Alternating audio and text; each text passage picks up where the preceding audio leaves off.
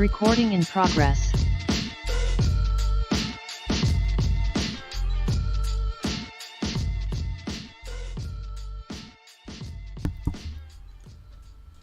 What up? What up? What up? What's good, family? I'm Trey, Fraser. I got my brother Maestro Styles here with me. Yes, sir. Yes, sir. Welcome to another edition of the Barbershop Sports Talk Podcast. Special shout out to everyone that's watching us now on Facebook, YouTube, and Twitter Live right now. Continue to follow us on those platforms. Click the like button on the Facebook page. Subscribe to the YouTube channel. You can follow us on Twitter at BarbershopSPOR2. Also, you can check us out on IG at Barbershop Sports Talk Podcast. What up, man? Another weekend of books. We just went through a holiday weekend. How was everything, man? How'd the week go? Week was good, man. I ain't gonna lie, man. I did more sleeping than I did anything over the weekend. So I would love to tell you I'm well rested. I'm not. I don't know what's going on with me, but the grind continues. I wish I was you, man. You talking about mostly slept the whole weekend. I wish I could be you right now.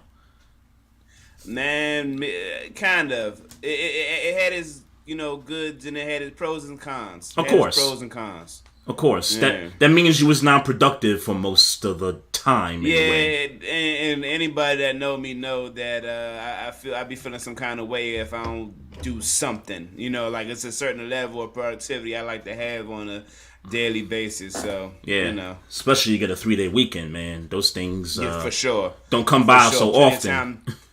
Plenty of time to build other, to work on other things you're trying to do in your life. Yeah, absolutely, man.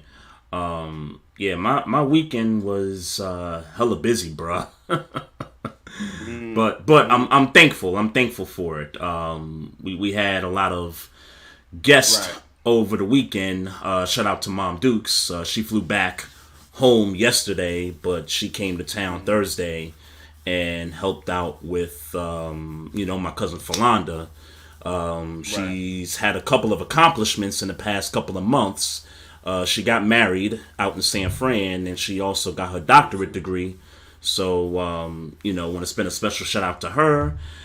She came, she flew into town Thursday as well. Came by with the new hubby and everything. Got to meet him and, chop it up. And, all was well. The food was great.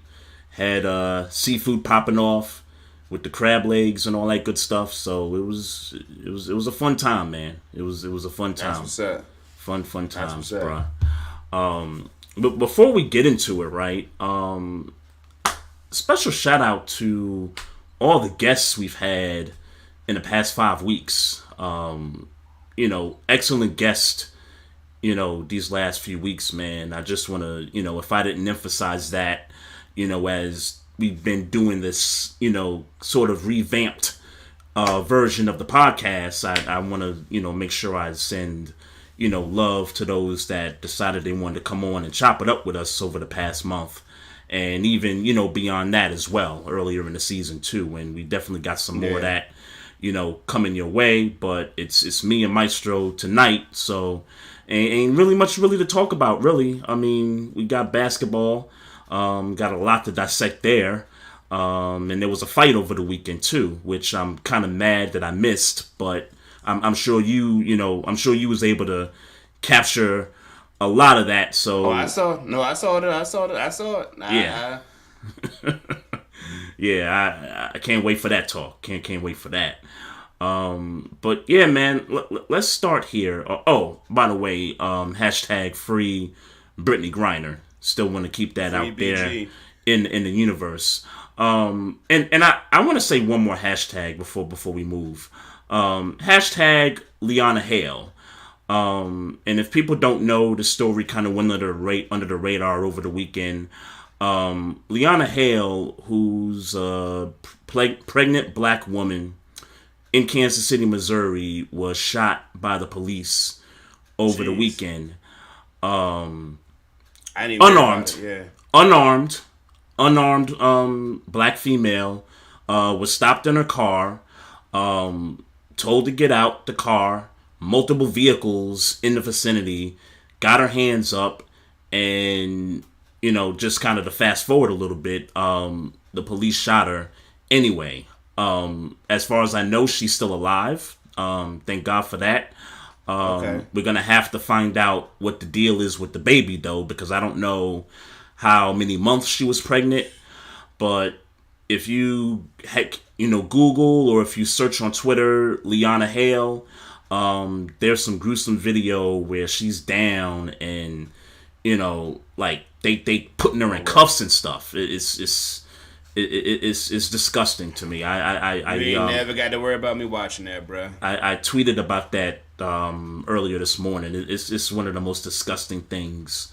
You shoot a black woman who's pregnant, without no threat. You know what I mean? Like, she wasn't a threat to anybody, So I just want to put that out there in the universe because it was something Prayers and condolences. Absolutely. A story that wasn't talked about over the weekend. Something I stumbled upon, while I was on Twitter earlier today. So, shout out to Mocha Bella, Facebook live chat. Appreciate you.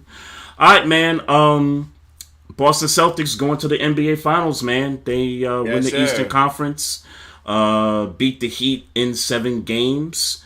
And obviously the talk is about Game 7 and whether Jimmy Butler's three-pointer to take the lead late in the game was a good decision by him or not. And interested to see what you think about it, man. Or did you watch this game as it was happening?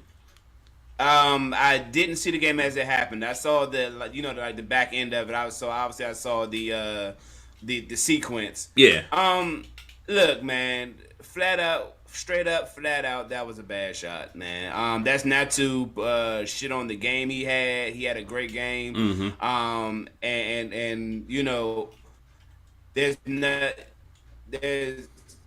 I think, and I don't want to make this a Jimmy Butler slanders, conversation. Yeah. But I think those are the kinds of decisions that separate them. Like when you talk about the creme de la creme of the league. Yeah. I feel like just off the moment, I feel like that's one of them decisions that that kind of separate them. Cause look, man, get the rebound.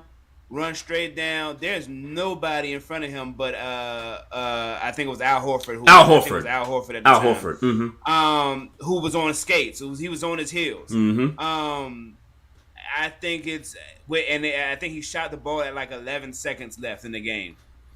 It felt earlier than that. It felt earlier than that because if it was 15 seconds, I remember the sequence being at like 15 seconds. That sounds more like it. Yeah. He got down to the 3-point line. Mm-hmm. I think he actually shot the ball at 11 seconds. So for me, you could have easily took Horford to the rack. He probably would have fouled you if you would have looked for the contact. Yeah. And now you're talking about getting the 3 points a different way, or at least tying, having a higher probability shot to tie the game. Mm-hmm. For me, I respect the idea. Like, all right, let's kill him. You know what I'm saying? Because if he makes the shot, we ain't, we having a conversation. Of course. So I respect the, the kill him attitude, but. I feel like you could have had a different type of kill him attitude had you went for the dunk that you probably would have clearly gotten based on where you were and where Horford was. You would have clearly got a dunk and he probably would have fouled you. And I think that's a better highlight than that 3-pointer for the win. Yeah, so we agreed that the shot was a bad decision. I think we agree for different reasons. And if you're asking me, should the ball have been in Jimmy's hands? Yes, the ball should have been in Jimmy's hands. 100%. No question about that. That's not my issue. My issue is that the shot clock is off. You're down 2 points. The Celtics are clearly, crumbling on themselves. And what's wrong with a timeout? Like, I think we kind of forget, like, the certain basics, when it comes to late game situations. What? There's nothing wrong with Spoelstra, and I'm not blaming this on Spoelstra. But there's nothing wrong with calling a timeout there, regroup the team, call a play, and it's 21 seconds, and it's basically, look, we're not giving the ball back to the Celtics. Let's just try to get a clean, three-pointer, move the ball a little bit, try to get an open look, and, the possession prior to that, what's his name, Strus, knocked down a three, even though I didn't like that shot that, he just kind of came around the end there and just kind of hoisted it up a little bit. That I thought that was a little bit of luck there. I didn't think that was a good shot, but nonetheless, that brought the game to a 2-point deficit. For me, I just think you just kind of regroup, get that timeout, draw something up, and put it in the hands of Jimmy Butler. I think that's what you do. Now, people are talking about, well, you got Tyler Hero that's injured. You got Lowry, with a bad hamstring. Jimmy Butler wasn't 100%. You had all these guys for the Heat that weren't 100%. And there was this talk about, well, maybe Jimmy didn't want to play an extra 5 minutes in overtime. Maybe that's why he held back from going to the Cup.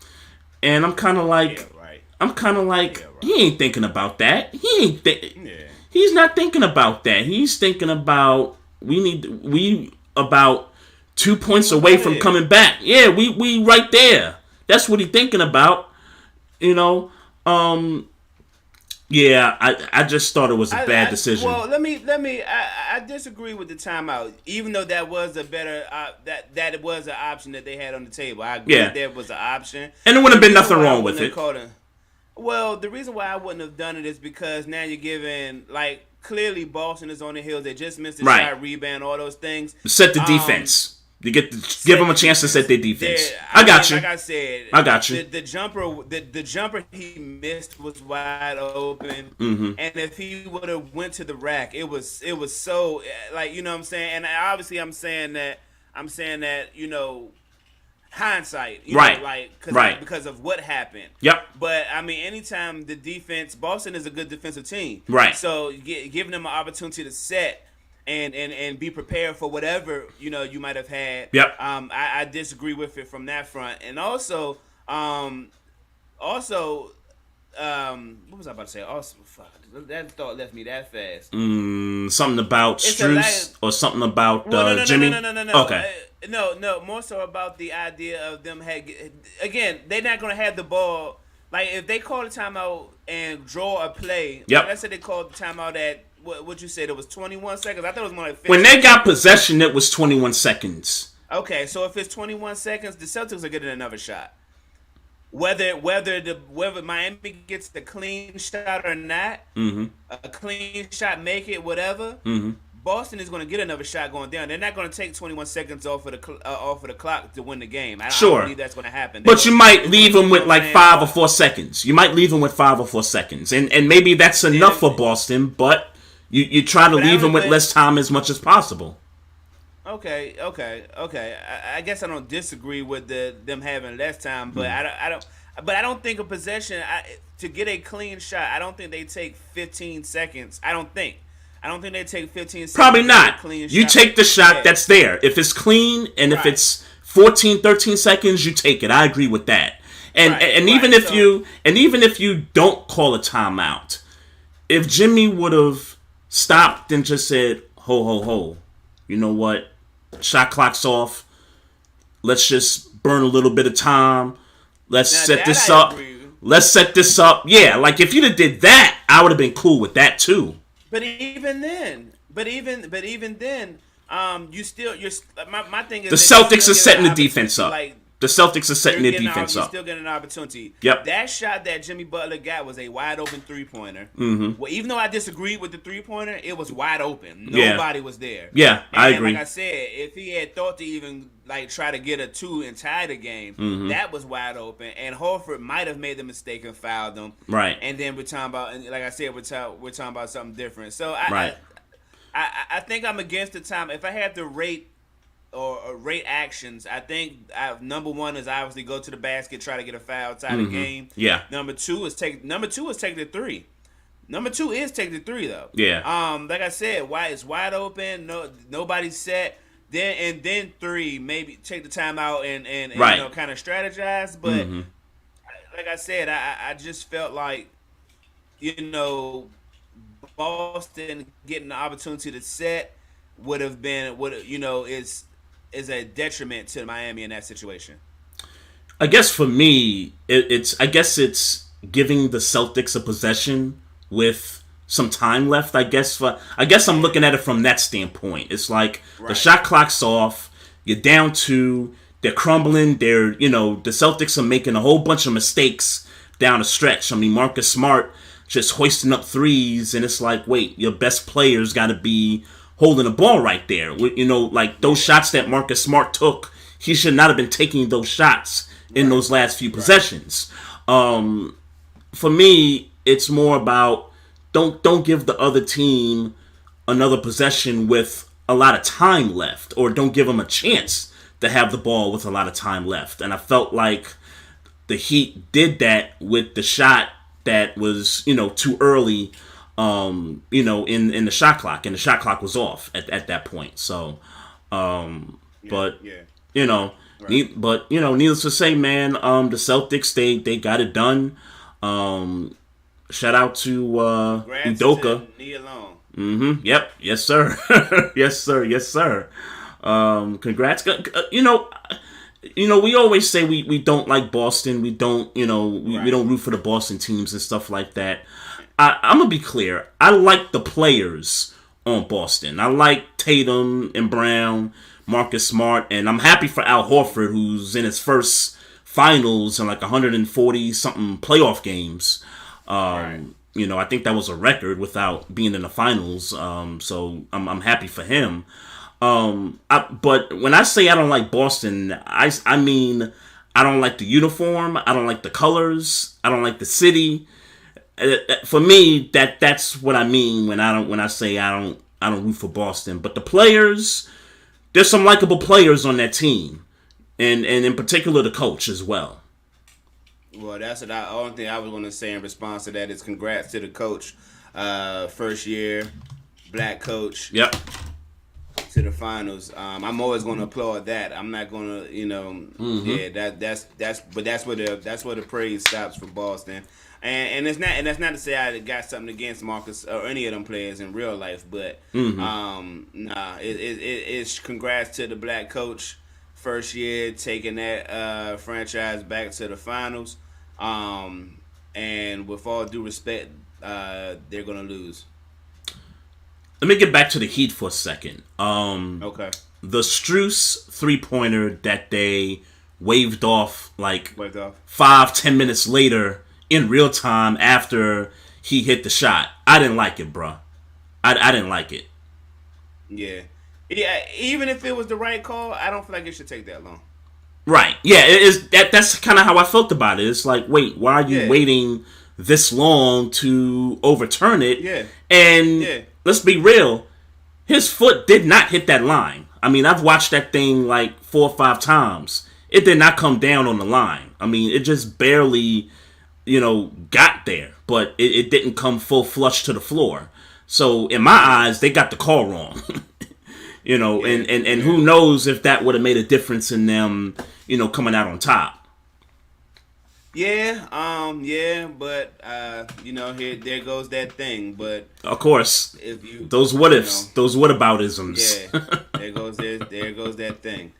I agree with you though. I hate that call was made real time way after. Yeah. So it was retroactive. So they lost points thinking they had them going on possessions later. So, because they were down by 7, I think, at that point, and then once they realized, we need to wipe the points away, it went from 7 to 10, and that kind of changes the mentality in the way you're trying to, the way you're trying to make a comeback in the game. I mean, at the end of the day, at the end of the game, that's 3 points that you needed to win it. Period. Right? That's 3 points that you needed. Exactly. Period. Exactly. It's easy to make it that black and white when you're that close to the end of the game. Yeah, I agree with that. Did you see Cedric Maxwell? No, I didn't know what y'all was tweeting about. I saw y'all tweeting about it. All right, so they're handing out the trophies and everything. And by the way, so there's the new Eastern Conference Finals MVP, the Western Conference Finals MVP. Yeah. I'll be honest with you, I don't like it. How you feel about that? I don't like it. Yeah, I don't care about it at all. I don't like it. And even if they want to do this, and it was cool to see Sean Livingston hand out the Western Conference trophy. It was cool. Sure. But it's the Magic Johnson Western Conference MVP. I would like to think that you would let Magic Johnson himself present that award, right? Like the same thing for the Larry Bird in the Eastern Conference thing. Yeah. Like, I would think that I would see Larry Bird present this.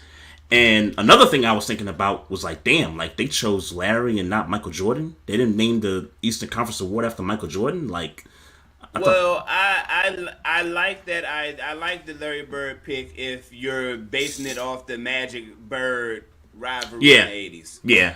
So if that is, so you pick Magic. That's true. In my mind, you kind of got to pick Bird. That's true. Who they picked. I also do agree that it would behoove you to try to get Larry Bird and Magic Johnson to give those guys the trophies every year if you can.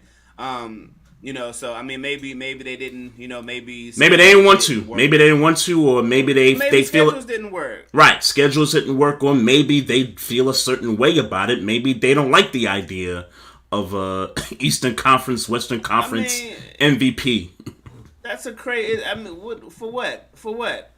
I saw a tweet that said, "I can't wait for people to say that Steph Curry is better than LeBron James because Steph Curry is going to have all these Western Conference MVPs."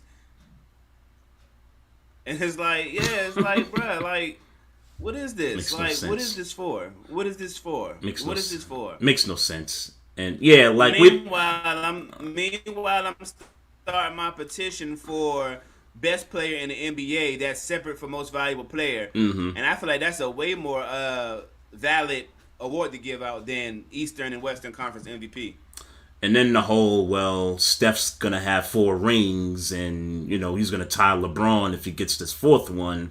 And he might get a 5th one. Who knows? It's like, come on, guys. We don't have to throw strays at LeBron. We don't have to do that, y'all. Let that man live. Let that man live, man. That man going to bar mitzvahs and going to weddings and all this stuff. Let that man live, bro. Let him live right now. But I'd be lying if I didn't say how much. LeBron is LeBron. Let's be clear. Let me be clear on that. Yeah. Does Steph Curry ever pass LeBron? No. Now, are you talking rings, or are you talking rings, or are you talking as the best player in like a top 10 or something like that? Yeah. Nah. Right. Nah. Right. I'm talking about that. No, you think there's nothing Steph Curry can do? Nah. Okay. Nah. I just think LeBron does everything. That's the thing. LeBron, at one point in his career, did everything. Steph, at his apex, he's the greatest shooter in the history of the league. I mean, that's it. That's nothing to sneeze at, though. No. I'm not sneezing at that. I'm just saying, when you look at who can do more, who can make their teammates better, I think both guys can make their teams better. Who's a better rebounder? I think LeBron is a better rebounder. Obviously, Who can get to the cup, with ease, with force? LeBron can do that. Yeah. You know what I mean? Who can shoot better? Steph can shoot better. That's a lot more things that LeBron can do than Steph can do. At the heights of their career. So I don't think that that's ever gonna happen. Now, if he gets 5 rings, he being Steph Curry, if he gets 5 and LeBron still has 4, then really it's just a conversation about who got more rings. It's really not a conversation about who's the better player because of the rings. Okay. You know. But to get to the Cedric Maxwell. So they're presenting the trophy, and I think Cedric Maxwell was drunk at the game. Had too many, had too many yaks or something. But so the second time he spoke, because they gave out the Eastern Conference trophy, and then he gave out the Larry Bird trophy, and Lisa Salters was kind of talking, leading him up to presenting the award.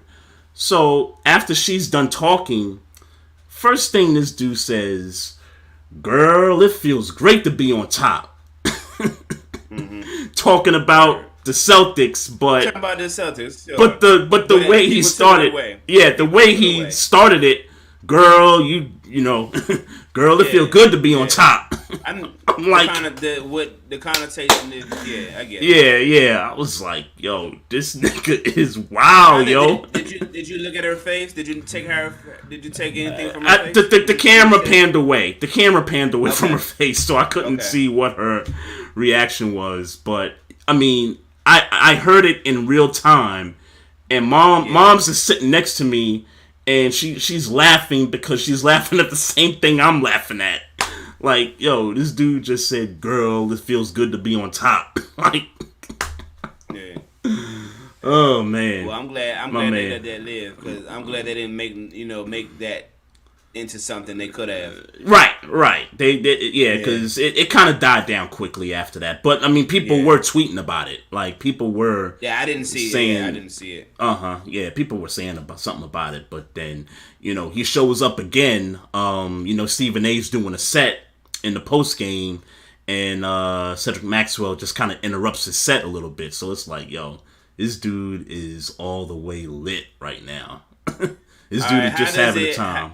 How does it compare to Kevin Hart when Philly won the Super Bowl? I don't think it get that bad. No, it didn't get that bad. Okay, all right. It didn't get that bad. Okay. Nah, because Kevin Hart, he dropped the F-bomb, right?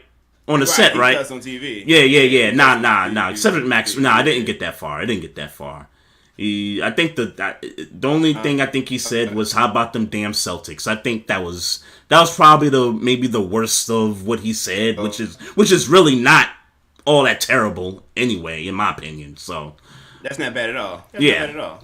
So that's not bad at all. But yeah, shout out to the OG, man. he was just too happy, man. Shout out to him. Too happy about the Celtics. So I think we're in agreement here. Warriors win the chip. How many games for you? I want to say 5, but I'll say 6. I respect this. I respect the Celtics team. I'll say 6. But I do want to say 5. Okay. It's going all the way. I think it's going to go 7 games. I just think when you're talking about defense, and they've been that way the whole year, it's too good. The defense is too good for them to be swept or be in a gentleman's sweep, in my opinion. They're not the Dallas Mavericks in a sense that they don't have any inside presence, right? Like we saw Dallas and they had no inside presence whatsoever.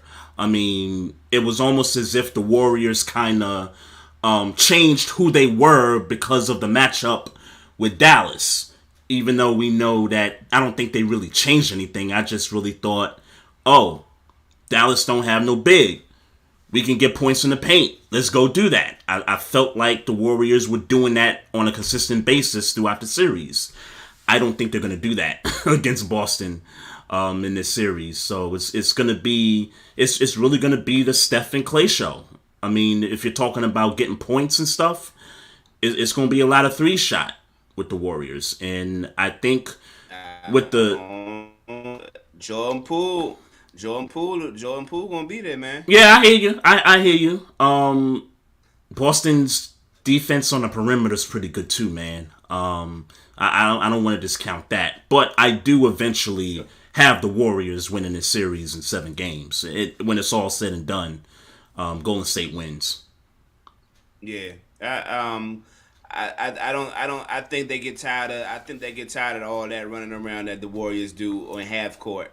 I think they get tired of it. I think that Draymond Green. I think that Draymond Green deals with Al Horford and kind of brings him back down to earth out of the series he's had. Mm-hmm.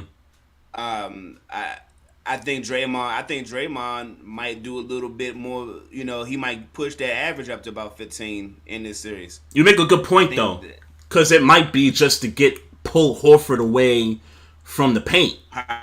right. Yeah, that's a possibility I too. think he might push that up to 15, somewhere 15, 18 points. Mm-hmm. That's gonna be good. That's gonna be great for Golden State if that happens. Yeah. I just that experience, man. I hate to Sure. keep Sure. kicking that point down, but I don't think Boston. Like I said, and I think Boston to get 2 games, but I think they'll get the 2 games, but I think it'll be clear. It's not going to be a question of did Boston have a chance to win this series. I don't think it's going to be that.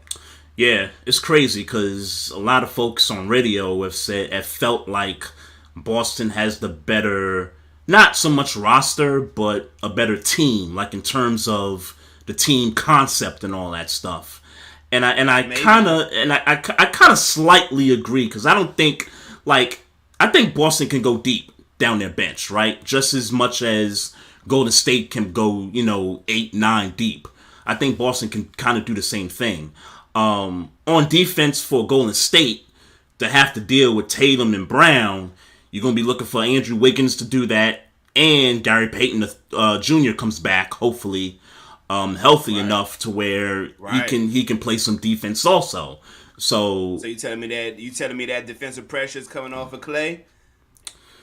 It has a chance to So, if Gary Payton can. I'm obviously not completely, but yeah, if Gary Payton comes back, any semblance of Gary Payton before he got injured, that takes pressure off of that the defense that Clay got to play. Yeah, that's true.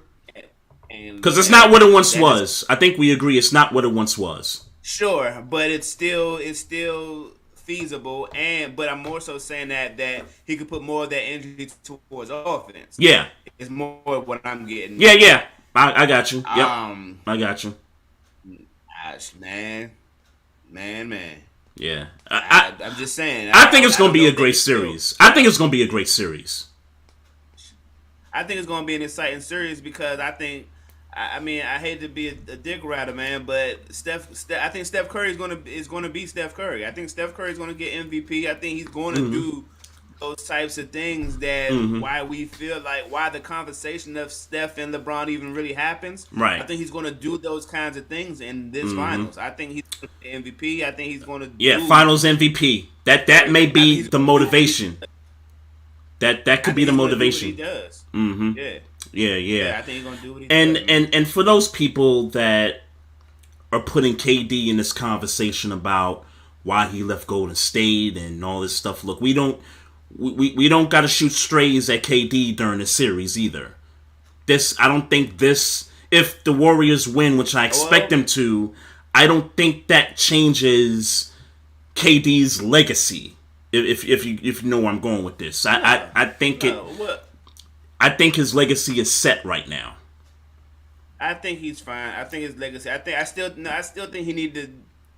I think he needs. He still needs to get one. He still needs to get one. I think he definitely needs to get another one. Yeah. But even if he doesn't get another one, he's still going to be one of the greatest scorers to ever play the game. Absolutely. All those. He's a Hall of Famer right now if he stops playing right now. I'm confident in that. Absolutely. That's just what that is.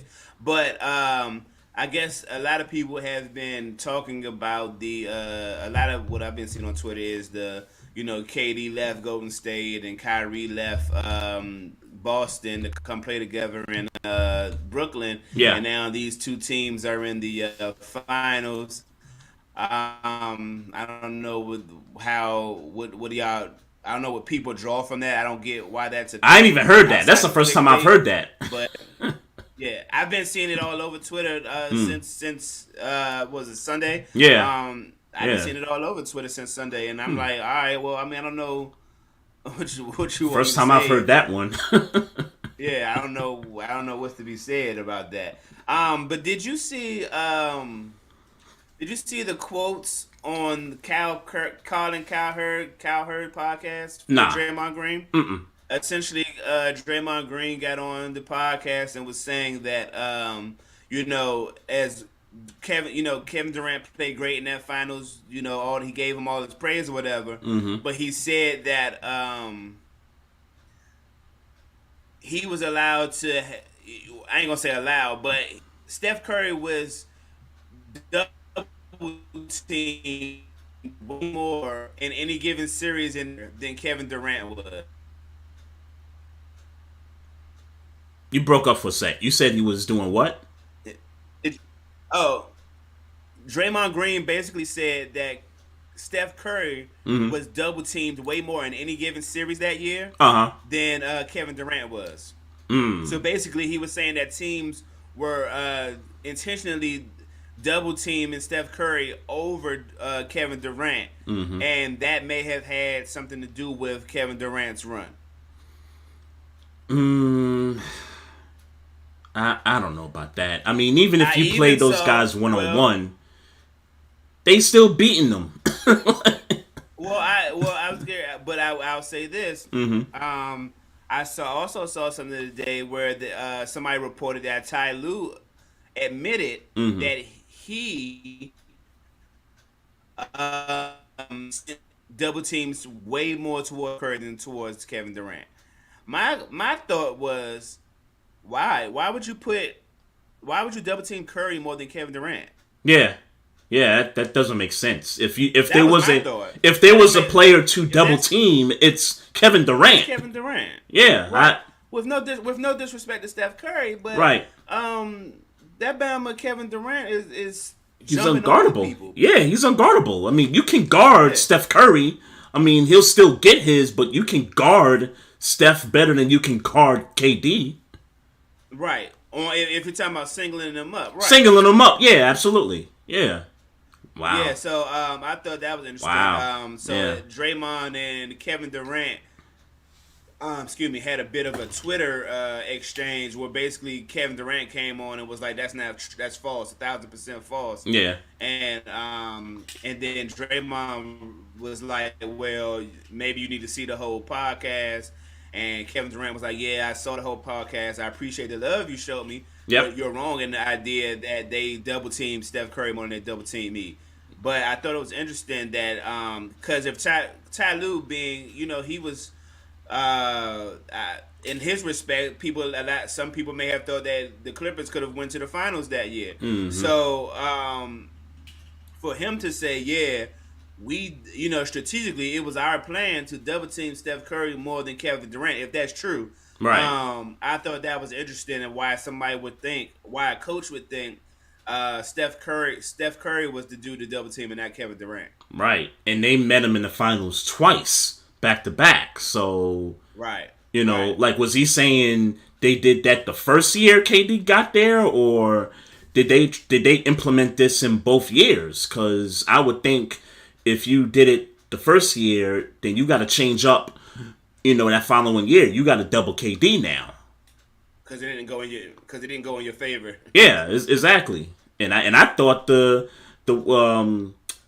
second one, that was the one. And it's funny because they kept showing today on Twitter the 4-year anniversary of the J.R. Smith debacle in Game 1. Right. But if I remember, that was a sweep, wasn't it? Or did the Cavaliers get one? I don't remember. Okay. I don't remember. But that was I thought that was Cleveland's worst final that year than it was the first year Kevin Durant got to Golden State. Right. Yeah. Right. I don't remember how that series went. I remember I saw that clip, so I know that. Because I didn't remember that LeBron had scored 51 in that game. He had scored 51, had 8 and 8, I think, in that game too. So yes. So I can see why he was so frustrated. Yeah, because they either got swept the rest of the way, or they only was able to get one throughout the rest of that series. But speaking of Draymond Green, so did you see the quote from Udonis Haslem? Remind me. I remember Udonis Haslam. No, I don't know the quote. I remember seeing tweets about Udonis Haslam because I guess after the game 7 there was a video of him being mad about losing, and I seen people saying like, "What is you mad for? You ain't do nothing." I saw that one too, but that's not the one I'm talking about. So after the Warriors clinched the West in Game 5 against Dallas, Shaq and Kenny and Chuck and Ernie had Draymond on the set. Right. And I think it was Shaq that had asked the question, who would you rather see in the finals, whatever. And Draymond was like, look, it's going to be Boston. We're going to see Boston. We're going to see Boston. And I think at that point, Boston was up 3-2 in a series against Miami. And so the next day, the very next day was Game 6 in Boston, where and shout out to Jimmy Butler again, because he dropped 47, 9, and 8, I think, in that Game 6, and I was actually happy for Jimmy, because earlier that day I was looking for memes of Jimmy Butler's face on LeBron's face when LeBron went in there years ago to drop 45 in the Game 6 against Boston. That first year that they won a title with Miami. So basically Udonis said, look, man, like, Draymond, he broke the code. Like, you're not supposed to say no shit like that. Like, you know what I'm saying? You just kind of adding some fuel to the fire. I remember that. Yeah. He was like, yo, don't ever say that again. Because, when we win these 2 games and y'all gonna see us, it's gonna be a problem, whatever. And let's be real. The Warriors would rather see the Miami Heat than the Boston Celtics. If they had their choice. I think they'd get the Heat up out of there, like, quick. But that's just me. But I think in terms of matchups individually, I think the Warriors would have rather seen the Heat versus Boston, and the Heat's injured too, right? You still got those injuries to deal with. But good for Draymond in a sense that he added fuel to the fire for the Heat just so they could get that series extended, right? Let them fight each other. Let them duke it out while we sit back and just kind of, kick our feet up and wait for whoever, we got to wait for. So I thought that was brilliant on Draymond Green part. Well, look, I don't know. Obviously, I ain't never played no organized sports, so I don't know nothing about no code. I would love to hear from somebody that's a code where you're not supposed to speak on who you think gonna win and who you think gonna lose, because I've never heard that a day in my life. I know what he's referring to, but I'm with you. Like, I've never heard it as somewhat of a code before. Like, usually when someone asks you who would you rather play, they're usually like, oh, we don't care who we play, we just waiting for the next opponent, Well, maybe but maybe that's what Udonis Haslam was talking about. Maybe. Like, that's what you're supposed to say. Right. But I mean, for the fact that Shaq was like, nah, come on, dog. That ain't the Draymond I know, like, you know what I'm saying? Yeah. I don't know if Shaq was egging him on to go against some type of a code that us non-athletes don't know about. Yeah. Or, you know what I'm saying? Like, I don't know, but I ain't never heard of no shit like that where you can't have an opinion. Now, I could get why the other team, like Miami Heat, would feel some kind of way about Draymond saying what he said. Yeah. But I don't know that to be against some type of a code. That kind of lost me. They kind of lost me on that one. Mm-hmm. Miss Mocha Bella in the Facebook Live chat has a question. She says, do you guys think the NBA wanted the Celtics in the finals? 100%. You think so? Miami, yeah. Miami, yeah. You think so? Over Miami, yeah. Because Boston is a basketball. Boston is. Yes, that I agree with. Yeah. And when you look at the teams over the course of history that have titles, Boston with 17, I think the Warriors overall have 6. I think they're like, third in that list of teams. So, yeah, there's a lot of history. But more than that, the Warriors, say what you will about the rest of the league, the Warriors are still the most exciting, profitable, Right. headlines, that type of. The Warriors are that team. Sure. And Boston, I mean, I'm sure they would want Warriors and a healthy Brooklyn. I would think that was what they would want, the NBA. Right. But Boston is a storied franchise. Obviously, Of course. we ain't got to go through the history. Of course. I think they definitely wanted Boston to get in there. Yeah, I'll say this. I don't think there was a conspiracy theory. Like, I don't think the refs were, doing something, unless you want to count that taking back the Strus 3, unless you want to, use that as a case. But you could definitely conspire. Sure. You could. I don't think there was a conspiracy theory because I think as long as the Warriors were there, like, that's the draw, right? Like, having the Warriors there, I think they were safe, regardless of whether it was the Heat or Boston to get there. Yeah. I thought they were safe. Now, if it was Dallas on the other end, then I could see them being like, okay, we got to find a way to get Boston, get Boston to the finals. I could kind of see that, even though Dallas versus the Heat is sort of like, the past couple of times Dallas was in the finals, the Heat was the opponent, but those teams had superstars all over the place. With this group, you're talking about Luka versus Jimmy. Like, I don't think the league... Jimmy's not a superstar. Right. As good as he is, he's not a superstar. Right. I don't think the league wanted Jimmy versus Luka. Like, that would have been like the least of the possible finals matchups that they would have rather have had. All right, man. I know you want to get into this Tank Davis fight, man. Rolly Romero. Shout out to the homeboys, man. Let me start with. I'll be totally honest. I had no clue who Rolly Romero was before this fight started. I knew he was coming up. I knew the fight was coming up, but I'll say this. Watching the undercards, they give you they kind of hype up who Rolly Romero is. And as I watched him fight, highlights of him fighting other people. Yeah. I did get a little excited. Now, I didn't get excited enough to think that he was going to beat Tank Davis, but I did get excited, like, oh, we gonna get in a fight. Yeah, because he was talking shit. Like, he was a good fight. Yeah, because he was talking shit and like, but he hit hard. Right. He hit hard. Yeah. Right. But Rolly hit hard. He hit hard.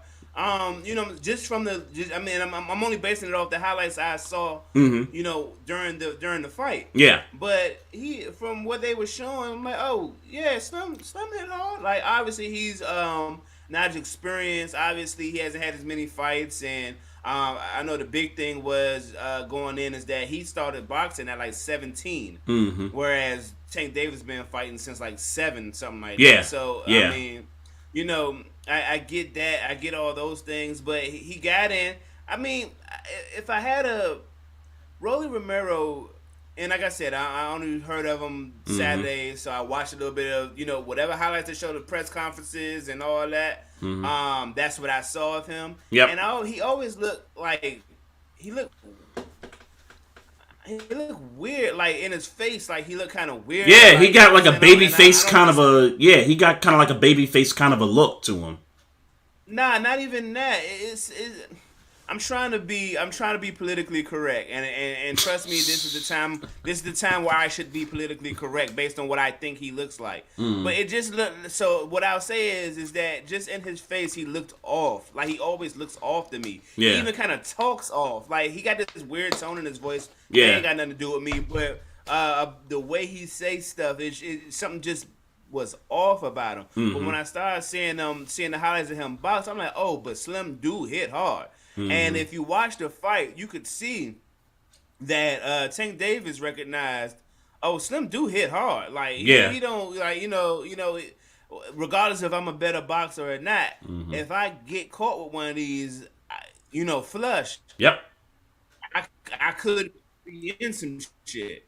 So Tank Davis knocked him out in the 6th, and I just got to say, man, Tank Davis, that's a bad boy, man. And I think I saw it on your Twitter feed where they was talking about like best Baltimore athletes or something like that. Yeah, I didn't want to get into that because I can. If there's one thing I do appreciate about Tank Davis, he carries the city on his back wherever he fights at. I remember the fight that he had at the arena, at Royal Farms Arena, right downtown here in the city, where everybody came and they showed out for him and all that.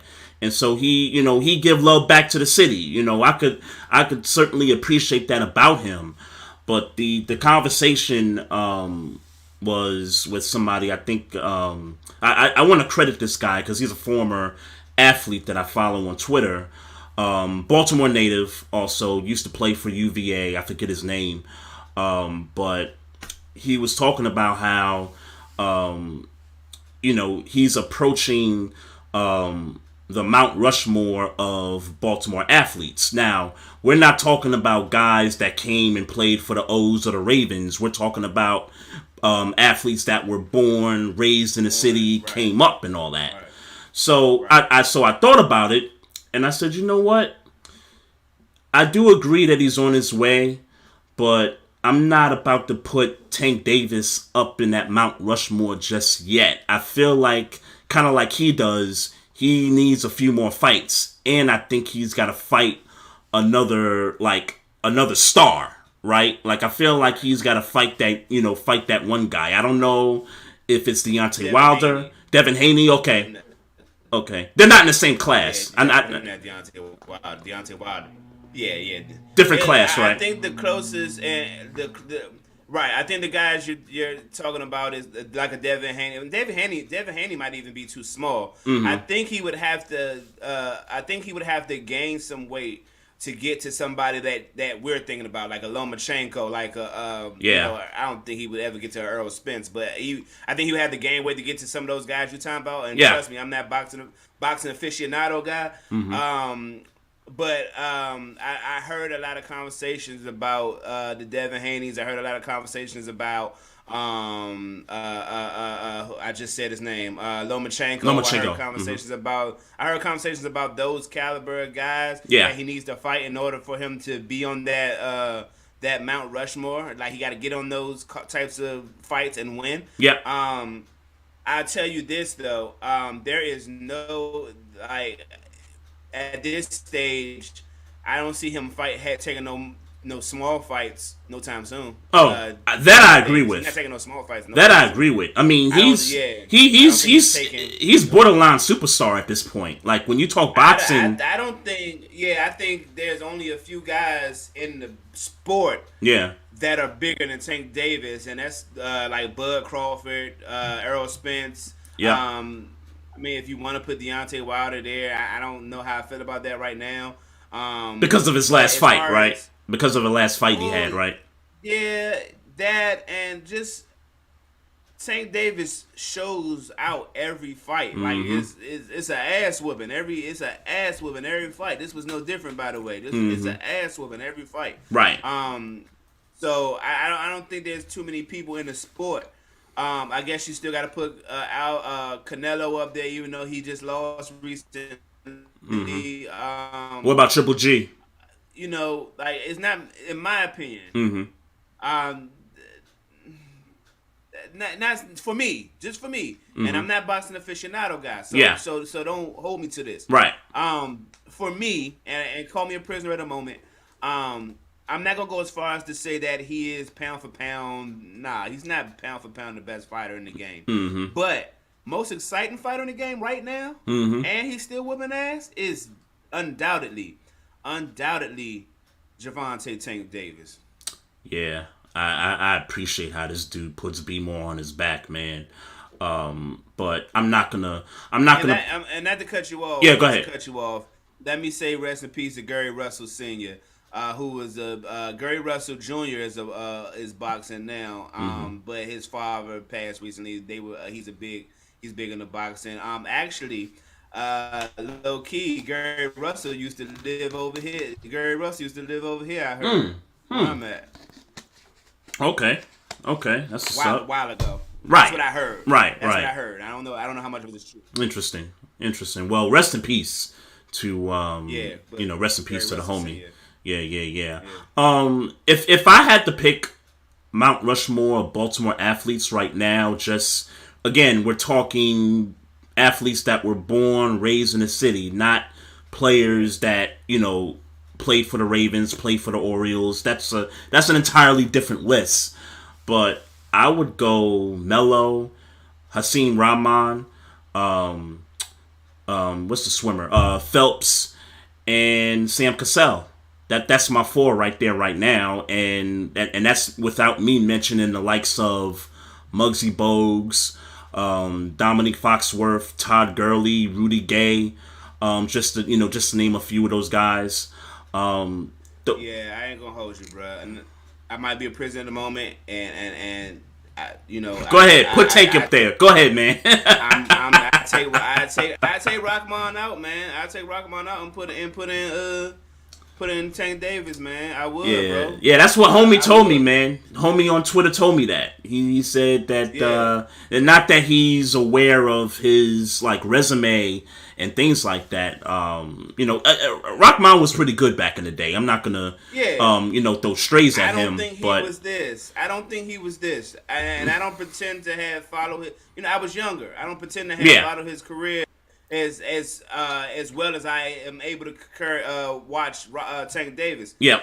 I gotta put Javonte Davis in that rush. If those are the names, mm-hmm. I gotta put Javonte Davis in there, bro. Okay, but you like the other three names I threw out there? I don't have an issue with them, but I haven't done research on them. So, Melo, obviously, without me even looking at the list of names, Carmelo Anthony is 100% no argument on that Mount Rushmore without me hearing another name. Yep. Sam Cassell, I would take Tank Davis out for Sam Cassell, bro. I would. Mm-hmm. I would. Okay. Me. Okay. And it called me a prisoner. It might just be. You mean you take out Sam Cassell and put Tank in? I would. Now, okay. If you're just based on the list, right? On the list you gave me, mm-hmm. Rockman would come out. I would keep Sam Cassell over Rockman. Got you. Got you. But both of those dudes could come out. Got you. And Phelps. Phelps is a lock. Phelps is a lock. Yeah. Phelps is a lock. Okay. All right. That's what's up. Yeah, I think that's it, man. I had a couple small stuff in here. Quickly though. I know we do this fantasy football thing every year during the football season. Have you ever felt like you had to slap a nigga over a dispute in regards to fantasy football because of a trade or something similar? You remember that one year? When I don't remember if Vince got in the playoffs. Shout out to the homie Vince, or his mans got into the playoffs. Mm-hmm. But one of them got into the playoffs, and then Vince gave all his good players, traded all his good players to his mans. Mm. This was years ago. I know what year you're talking about. That so. Yeah. Now, whoever felt like I'm gonna give you all my good players so you could win, mm-hmm. he needed to get slapped. Okay. You might want to. Well, maybe you do, maybe you don't. But I remember exactly what happened. Monica missed the playoffs. And if it's Monica, then it's Monica. Well, and that's why I said maybe you do, maybe you don't. Maybe you don't want to rephrase that. Maybe you do. Monica missed the playoffs. She had some players, and the next thing you know, Vince, somehow ended up with her players, for the playoffs. And I'm like, this sneaky ass nigga. It was my sister. Yes, it was. It was Monica somehow dropped them. I'm gonna tell her tonight. Monica somehow dropped those players into the waiver somehow, and Vince was able to scoop them all up for the playoff run. Now, that was the same year. Because he probably had waiver order. Probably. That was the same year that I beat him in the playoffs, in the fantasy football playoffs that year, and it was the Tucker 60-something yard field goal that made me beat him by 1 point that year. So that's not how I remember it, but maybe you was involved, so maybe you remember. Oh, I was involved because I was the nigga that was like, yo, hold up, who these players? Like, he ain't had these players all year long. Now he ended up with 3, 4 like top. Like, he had like... Well, Monica definitely need to get kicked in her ass for doing that. He had like 2 top receivers and like a top running back. I'm like, yo, this nigga really trying to like, yo. And of course, Monica, I'm joking. Monica called me and tried to check me on some shit. I'm just joking. Shout out to Monica. Shout out, no doubt. Yeah, So I fight niggas in chat rooms behind Monica. That's facts. So the reason why I brought this up, so this happened in baseball last week. So Reds pitcher Tommy Pham slapped the Giants' Jock Peterson because of a fantasy football dispute. Oh, in real life? In real life, this happened. They showed the clip and everything. It was during batting practice and warm ups and stuff. The Reds were playing the Giants one day, and they showed a clip. It was like from a camera that was like maybe all the way across the field, and you see Tommy Pham like slap Jock Peterson, like, I don't know if it was in his face or upside his head, but my reaction was, you ain't just gonna slap me, like, fantasy football or no fantasy football. You just ain't gonna slap me like that, and I ain't gonna do nothing to you. Like, Jock Peterson just kind of took that and just ate it. See, I have to question the authenticity of that. What do you mean? Like, you thought they were playing? Like, you thought they were being playful about it? Or I feel like that was staged. I feel like that might, without me seeing the video. Obviously, I haven't seen the video. That feels staged to me. Well, Tommy Pham got a 3-game suspension for it, so... Oh, shit. I don't know if you want to stage something and then get suspended for it. You know what I'm saying? Yeah. I don't know if you want to do that. Now maybe, fan reaction or, media reaction maybe force the Reds to suspend him, but I don't see that being the case. Like, you slapped the nigga. Yeah. You slapped him, regardless of what the reason was, and you. But did they like fight after? They did. So he just slapped him and walked off on him. Like he slapped him. He slapped. Yeah, basically, he Will Smithed him. Yeah. Keep my wife's name out your fucking mouth. Jock Peterson ain't did nothing. He just stood there and ate that. Did he hold his face? Nah, he just kind of just put his head down or whatever, and then I find out they had some dispute over some fantasy football. I'm like, wait, that's you what gonna I'm slap? trying to figure out. How did you find that out? No, they said this in the media. Like, they said this to reporters. Wow. Tommy Pham said this to a reporter. Like, oh, it was just some issue we had over some fantasy football decision about a year ago. It had to be some real money on that. Money. Yeah. It had to be some real money, bro. It had to be some money, bro. Like, you know what I'm saying? Like, some money. Cause that sounds crazy to me. Of course. Yeah. That sounds crazy to me. Yeah, you ain't gonna slap me. That's the only way I could. That's crazy. Mm-hmm. You ain't gonna slap me. Yeah. I don't care. Hey, fantasy football and no fantasy football.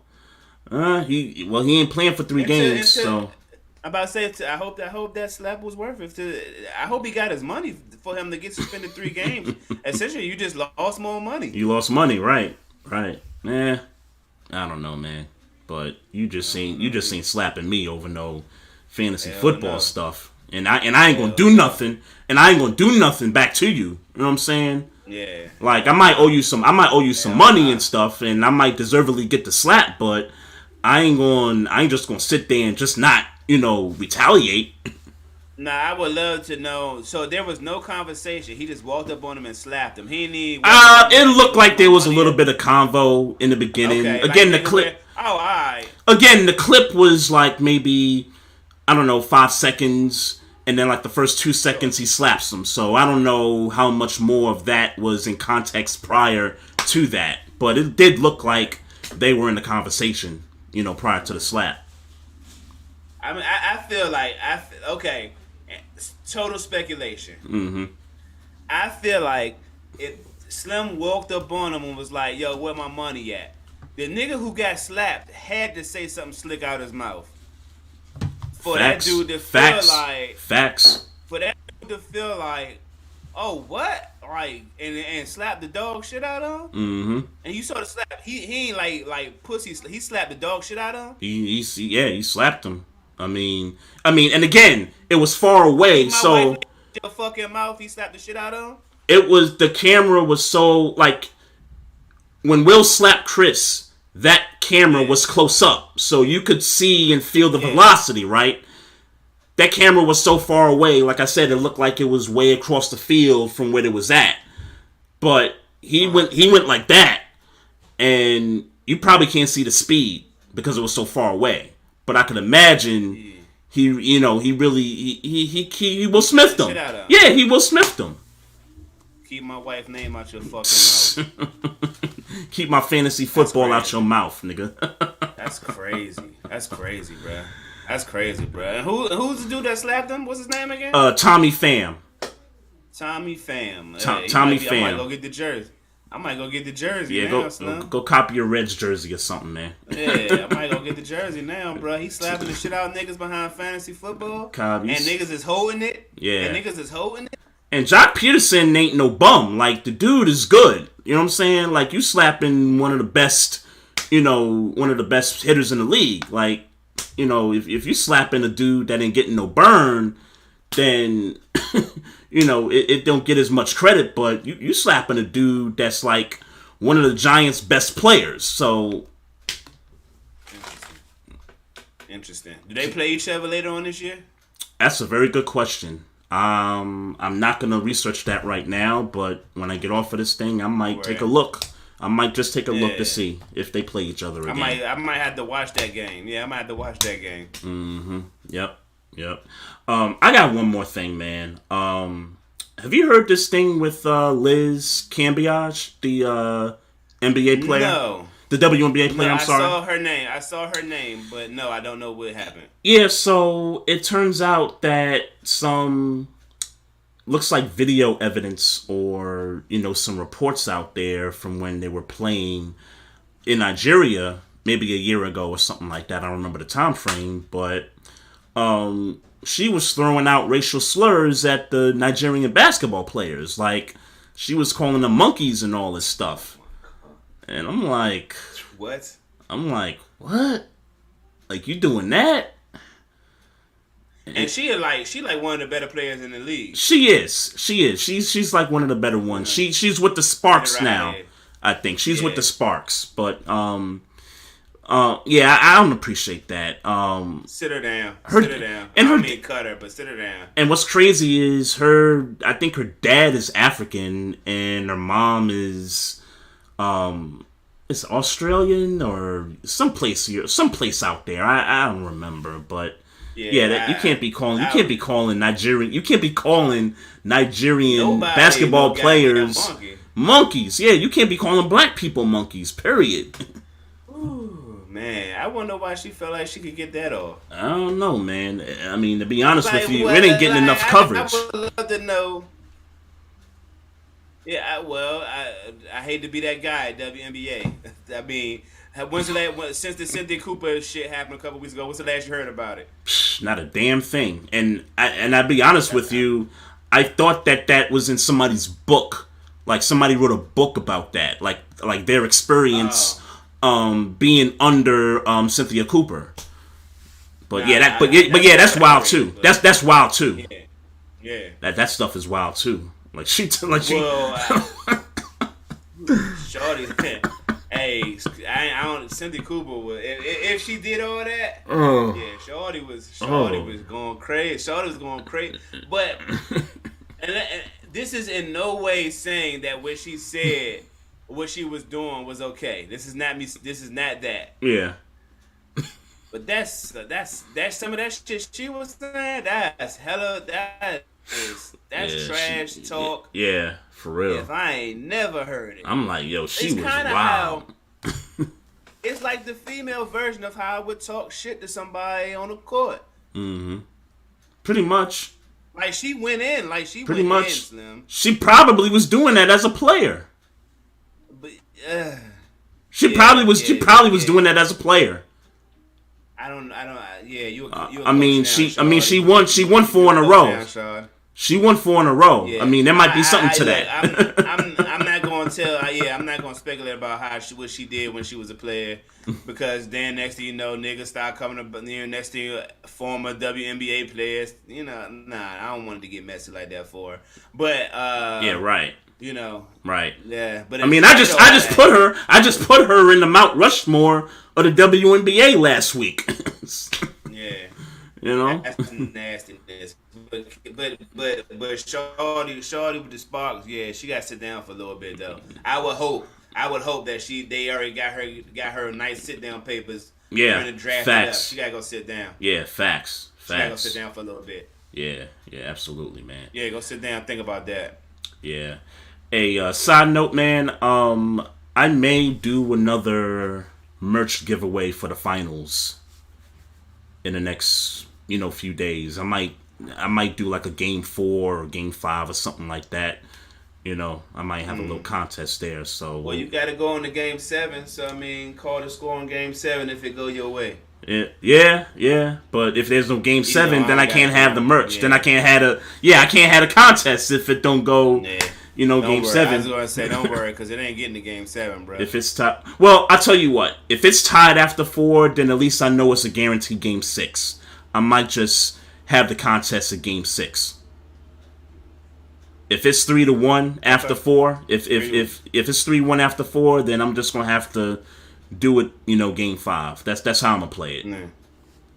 Yeah, let me know. No doubt.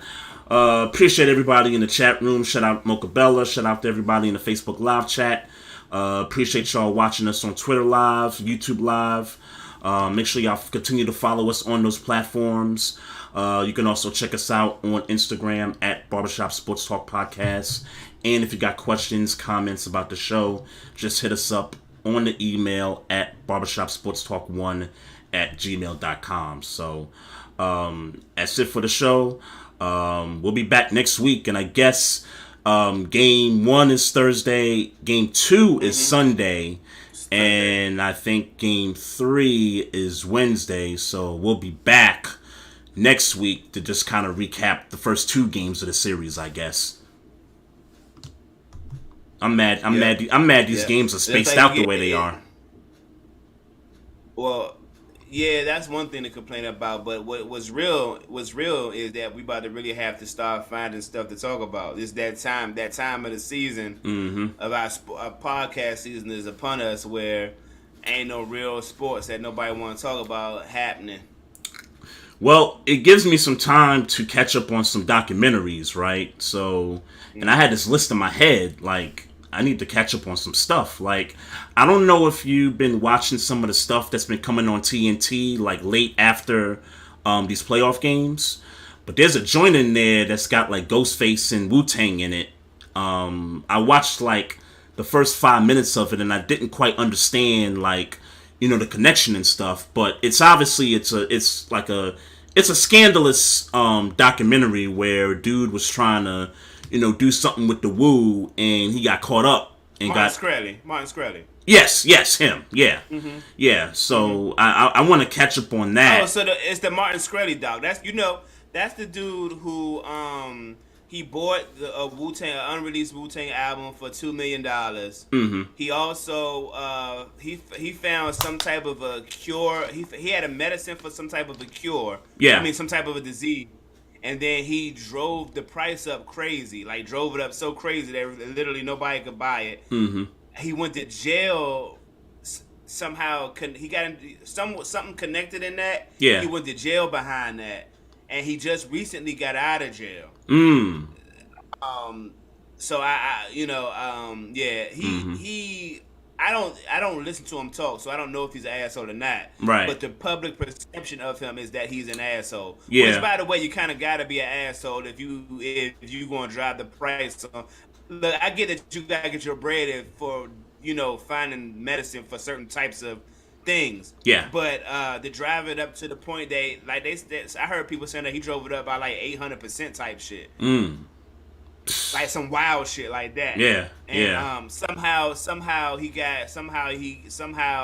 there was some illegality somewhere in that. Yeah. And and that's he's just getting out behind that. Yeah, I saw a clip where Ghostface wanted to fight him.